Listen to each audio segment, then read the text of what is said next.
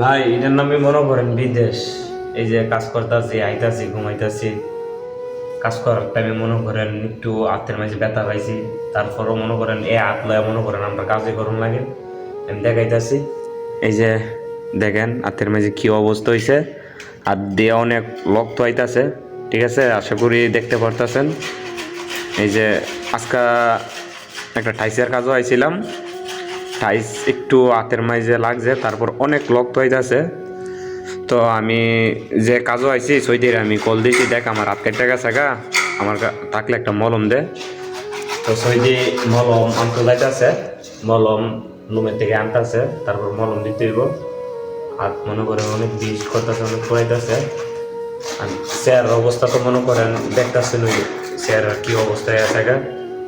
তো অনেক সকালবেলা কাজও আইছি, কোনো কাজ শেষ করতে পারছি না। তো আশা করি